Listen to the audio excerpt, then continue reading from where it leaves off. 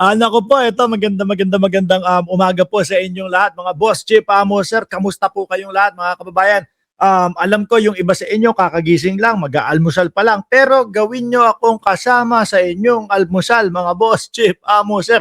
Bakit to? Kasi maiinit ang ating mga tatalakayin at pag-uusapan sa umagang ito. Kaya po, kung kayo ay hindi pa nakasubscribe dito sa ating channel, dapat po pindutin nyo na yung subscribe button upang sa ganun kayo ay laging ino-notify ni YouTube pag nag-uumpisa na po tayo ng ating mga talakayan, mga bossing. At eto, to be fair po para sa lahat ho, mga kababayan, mabilisang vlog lang ho ito, mga bossing. Bakit po? Kasi pagkatapos nitong vlog na ito, mga kababayan, alam nyo naman po kapag yung ganitong Sabado ng gabi dito sa aming kinaroroonan, siesta time ni Mark Ramos. Kaya po, mabilisan lang, hihingi ako ng paumanhin doon sa mga araw-araw kong isina-shoutout at araw-araw na sumusuporta dito sa ating channel.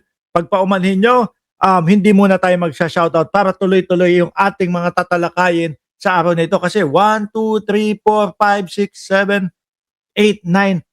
Siyam ang ating tatalakayan at susubukan natin pagkasyahin ho yun, mga kababayan, sa loob ng 1 oras, mga bossing. I-type ko na, ilagay ko na din ito. Ayan, ayan. Ayan, mabilis ang live. Ayan, bukas na magsha-shoutout o mamayang gabi na magsha-shoutout si Boss Mark Ramos, no? Diyan sa mga suki at sa mga boss natin. Game na ho, mga kababayan. Uumpisahan ko itong topic, mga bossing, dito. Nako po, nako. Ito na nga po. Kapag sa atin sa Pilipinas, mga kababayan, kapag yung merong mga makukulong, nakagawian na po ng mga Pilipino, o lalo na kapag mga politiko po, nakaugalian na ng mga Pilipino na mag-wheelchair, no? O kaya lalagyan ng neck brace yung politiko, mga bossing. Etong kay Jinggoy Estrada, ako ho ay naniniwala, mga kababayan, na talagang uupo itong si Senator Jinggoy Estrada sa wheelchair ho, mga bossing. Bakit? Alam naman po natin, no?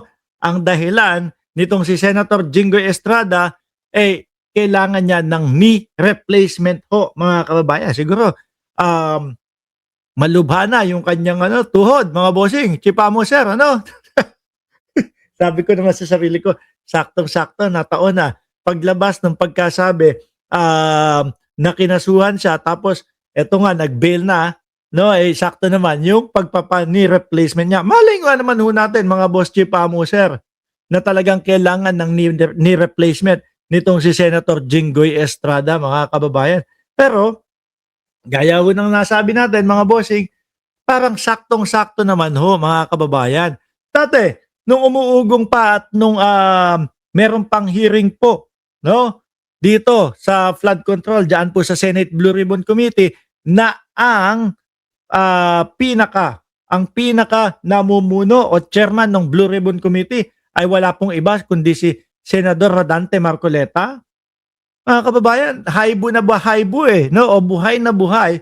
At makikita natin kapag naglalakad doon sa Senado, itong si Senator Jinggoy, wala man lang tayong makitang pag-ika-ika. Pero ngayon, kailangan na po ng knee replacement, mga kababayan. Kasi di ba?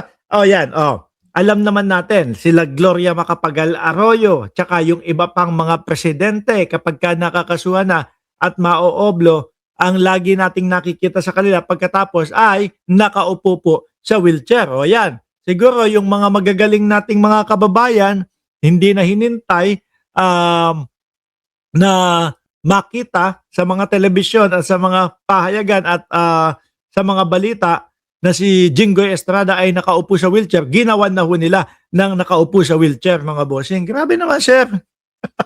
Anyway, hindi naman ako kumukontra o hindi naman sa hindi ako naniniwala. Nataon lang siguro ho talaga, mga kababayan. Pero ang susi naman na itong lahat ng ito, harapin nila. Ano po? Ako ho, mga bossing, hindi ako humuhusga, no? Lalong-lalo na sa Vice Presidente. Hanggang ngayon nga po, sa isip ko, ang Vice Presidente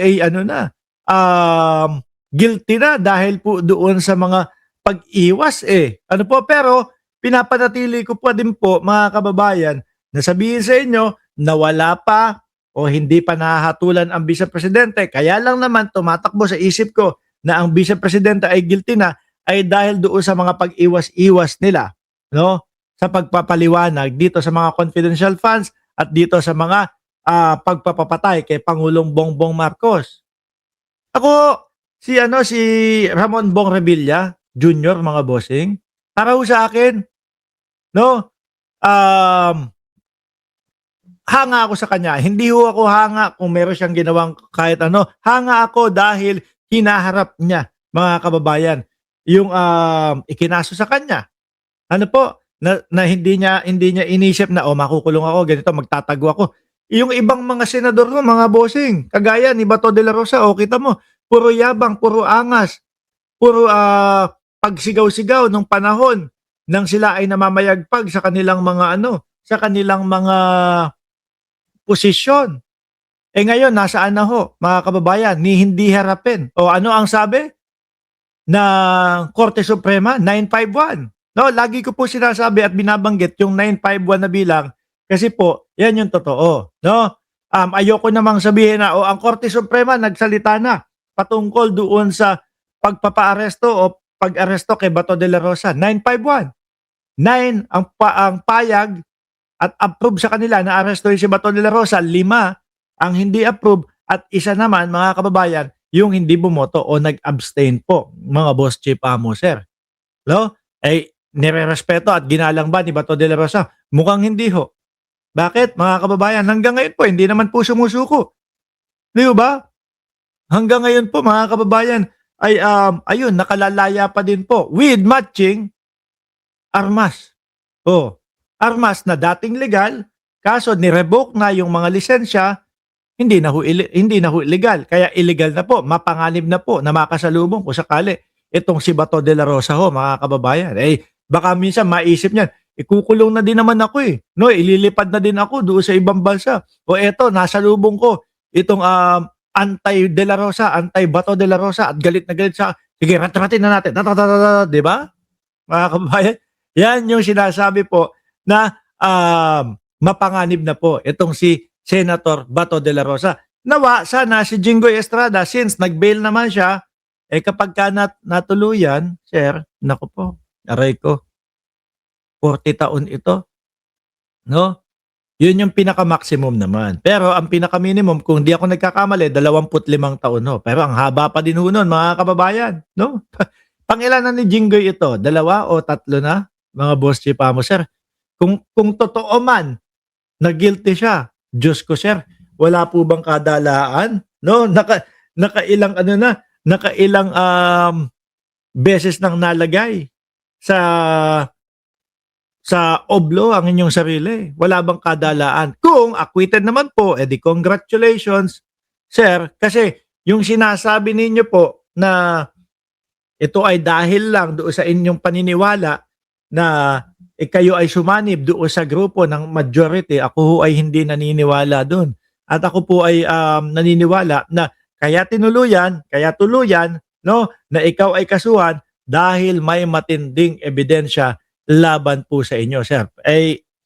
Total, nandiyan na. Nakapag-bail na po kayo. Ilaban nyo na lang po. Patunayan nyo na kayo ay walang sala. Wag na yung yung mga ni-replacement na yan.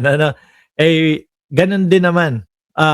Kung papatagalin ng dahil dyan sa ni-replacement, nasa ulo mo pa din yung stress nung kakaharapin mo at hindi naman mauudlot yan ng dahil lang sa ni-replacement.